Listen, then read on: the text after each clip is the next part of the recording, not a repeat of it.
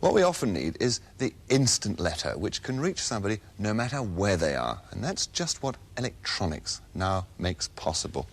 This is Prestel, and we're connected just by a perfectly ordinary telephone line to the Prestel computer. And as soon as we dial it up and get the Prestel display on our screen, it's nice and friendly, welcome to Prestel, and immediately new messages for you, key star 930, and that funny noughts and crosses sign, which is a hash. So let's do it, star 930 hash. And what do we get?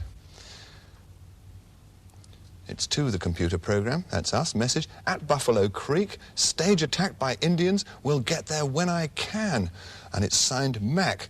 So let's key 1 to store it away.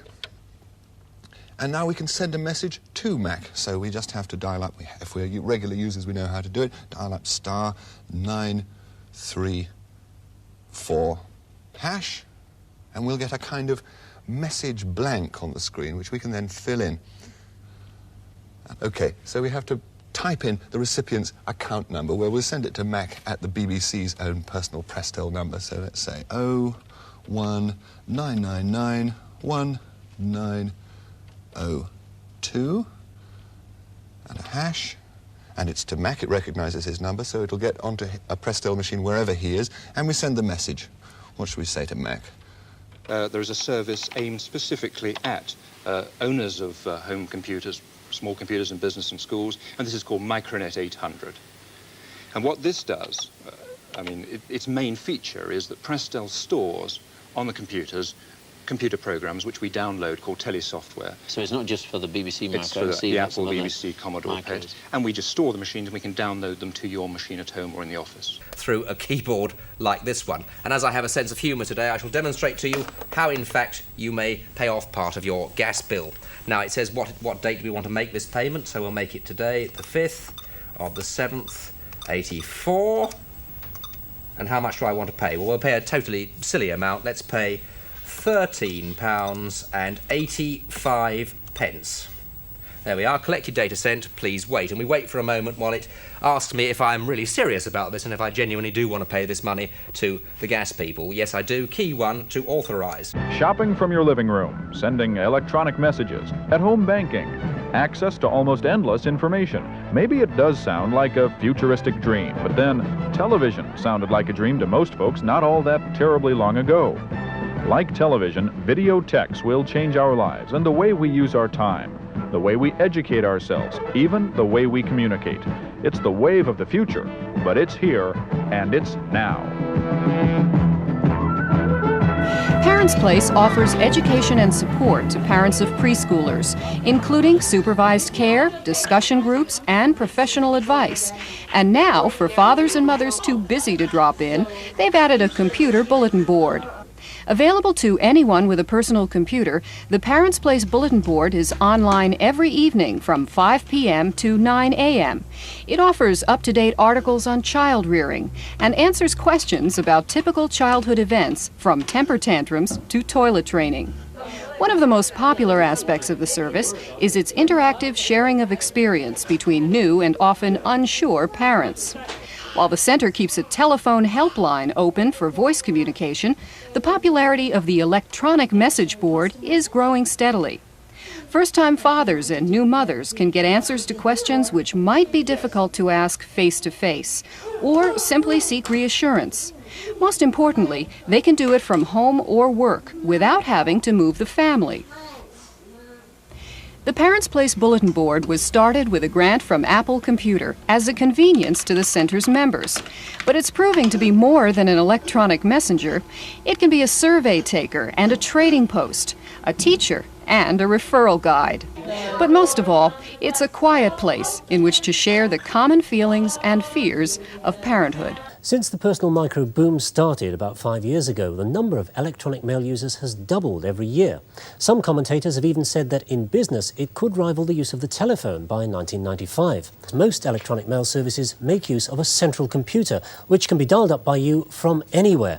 The system works like this. Someone dials up, enters his private mailbox on the computer, and from that mailbox sends a message to your mailbox. Now, all that happens within the computer system. The message then sits there until you dial up, enter your own mailbox, and see if there are any messages waiting. When you've read the message, you can reply to it or forward it to somebody else. And more than that, the central computer can act as a gateway to other computers, providing services like telex and access to information databanks all over the world. I can reveal that Mac was using that email system all the wrong way. No, it wasn't his fault, all that junk, but you see, he was reading his mail and sending a reply while he was online. And that costs him. On this system, it costs 11 pence a minute at peak times and 3.5 pence on top of, that's off-peak, on top of the call. Now, that noise we've got there means that something's happening here. The machine is about to download everything straight into the memory. Then I can prepare my replies offline, that is, not connected to the system at all. Well, there's Mac's message, I think, coming up. Yes, it says something from Mac, so we certainly got it through. Now, I can prepare my replies and send them back without having to sit there typing with that bill ticking up. Yeah. All right, let's take a look and show me some of the neat things you can do on the internet. Okay, the first thing we'll be doing is looking for a job for a friend of mine who just got her teacher's certificate, and she's in the Northeast. So we'll be using a tool called Gopher, which lets you burrow around the internet and pop up where the information you need happens to be. And we're going into the Online Career Center. And this will let you search the job listings. It'll also let you search resumes if you're looking for people to work for you. And here we'll search for the word teacher. It'll go and perform the search. So you're looking for a teacher's job in the Northeast? Right. Okay.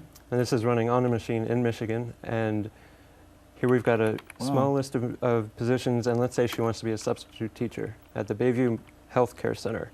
We'll get the list of contact information, the phone number, the requirements, salary, that kind of thing. That's pretty neat in itself. What else? And the next thing we'll be looking at is one of the more silly parts of the internet. It's called Finger, which usually will let you go and check if people are logged into certain systems, but some people have set up the information that gets output by Finger to be whatever they want, like NFL scores or the Billboard charts or that kind of thing. So here we're looking at the Billboard charts for this week.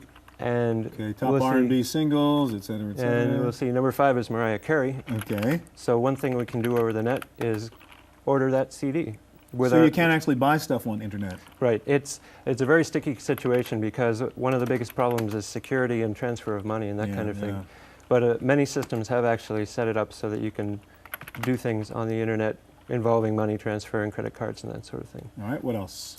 Back now at 56 past, I wasn't prepared to translate that as I was doing that little tease. Oh, that's that little mark with the A and then the ring around it. At. See, that's what I said.